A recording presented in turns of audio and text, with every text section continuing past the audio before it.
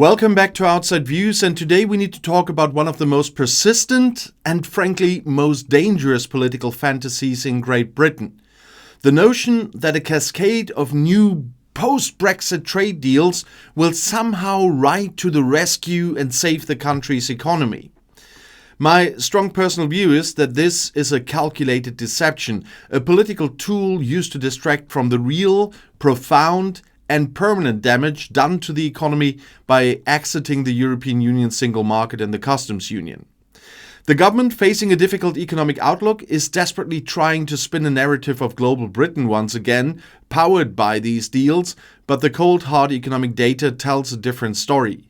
These agreements are small, slow, and cannot compensate for the economic hole that the UK has dug for itself. And just saying, I've seen the press conference Starmer gave, from my point of view, of filming 2 days ago. Ironically, I've seen it on GB News, and I saw how he praised the trade deals. But the context is simple. Chancellor Rachel Reeves is under immense pressure to deliver economic growth ahead of, she already tried that ahead of the budget that we know where the Office for Budget Responsibility downgraded the UK's productivity outlook.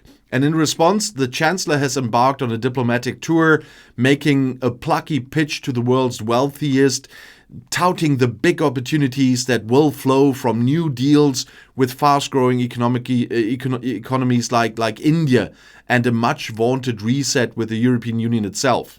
Well, we've seen this week how that worked with SAFE. But she was even urging the OBR to positively score these deals in their economic forecasts. That's an act of wishful thinking that belies the actual tiny numbers involved. But this entire effort is akin to trying to empty an Olympic-sized swimming pool with a teaspoon while the main drain is still wide open. And let's look at the numbers, starting with the biggest political prize, the UK-EU reset deal.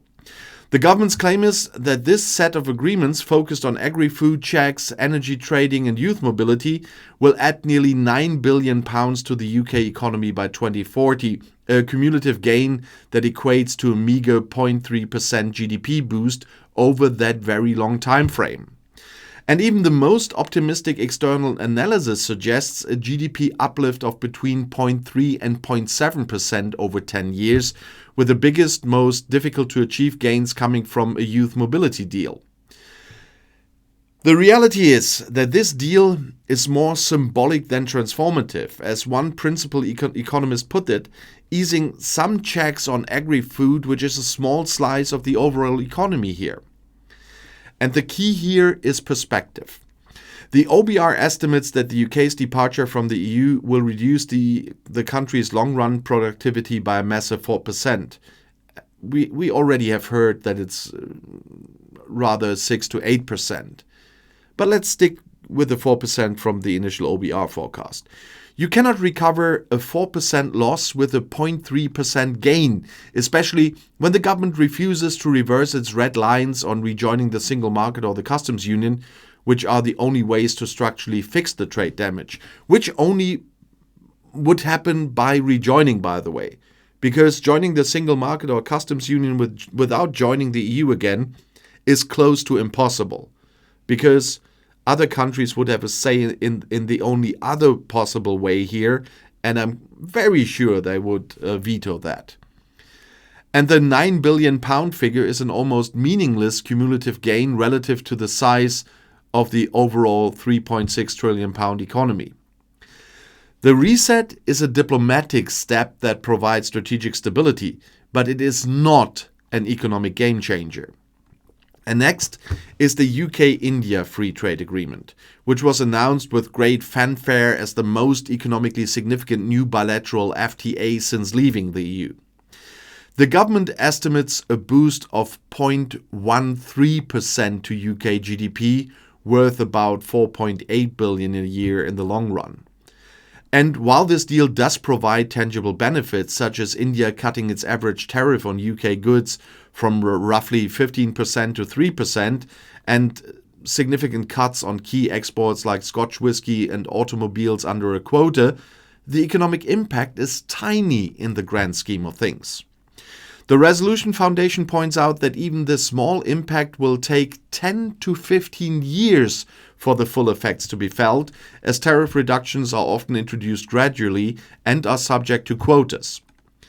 The OBR, which is concerned with a 5-year forecast window, will see a virtually negligible impact. And furthermore, modeling shows that a large share of the increased exports to India represent a reallocation of trade away from existing UK trading partners and not a net increase in global trade. So it's a zero-sum game that merely shuffles the deck chairs on a sinking ship. It's a deal worth having, but it's far too small and far too slow to shift the dial on UK growth, as experts readily admit here. And finally, there is the US economic prosperity deal, a deal that is less about gaining new market access and more about mitigating colossal self-inflicted damage. The US, under President Donald Trump, imposed a new 10% baseline tariff on most goods from the UK, in effect taxing nearly all British exports, alongside hefty sector-specific tariffs on steel and aluminum. And the economic prosperity deal is a limited and non-legally binding agreement designed to partially soften that blow. It reduces the tariff on UK car exports to 10% for the first 100,000 vehicles per year, and it establishes tariff relief for aerospace and aluminum and steel, but in most cases, these are quotas, with high tariffs resuming above the threshold.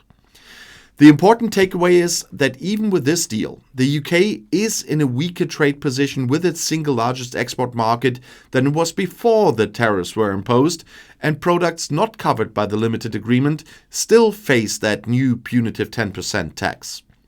In fact, analysis shows that the US tariffs have already reduced UK growth by around 0.1 to 0.2 percentage points. That's a negative impact that the prosperity deal is merely cushioning and not reversing. This is an act of damage limitation, not a driver of new growth. And beyond the small numbers and long timelines, there is a fundamental disconnect between the deals themselves and the necessary mechanism for realizing their benefits. The economic impact of trade deals is not guaranteed just by signing a piece of paper. As trade consultants note, this is just an uphill struggle to get businesses to actually make use of them. And businesses need to spend time, to spend money, and to spend resources to build connections and to understand new regulatory requirements and navigate complicated customs procedures in foreign markets. The government has launched a new one-stop shop website for export advice, but this is a passive response to what is a massive structural barrier. The government is effectively placing the entire burden on individual businesses, saying that the economic estimates can only be realized if businesses are ambitious enough to exploit these opportunities. But this is an evasion of responsibility. It is the role of government to create the most frictionless, easiest possible trading environment. The previous post-Brexit trade deals with countries like Australia and New Zealand offer a sobering lesson. According to experts, there's no evidence that the new trade deals have affected the UK economy in any meaningful sense so far. And the bottom line is that the government is trying to manufacture a wave of positive news about marginal trade deals to obscure the structural permanent trade contraction that came from leaving the EU, and I'd already mentioned Starmer's press conference there. The aggregate gains from the EU reset, the India FTA, and the US deal combined are dwarfed by the long-term multi-percentage point hit to productivity from the single act of leaving the customs union and the single market. And the UK is now desperately trying to recoup fractions of a percent of GDP by negotiating complex, slow-to-implement deals with partners thousands of miles away, all while maintaining barriers with its largest and most accessible trading partner just across the channel. The Chancellor can remain upbeat and talk about her job being to beat these forecasts, but the truth is that the UK's long-term economic prosperity has been needlessly compromised by political dogma. The narrative of salvation through global trade deals is a political illusion, and it's time for the government to stop peddling it and start being honest about the true cost of choices.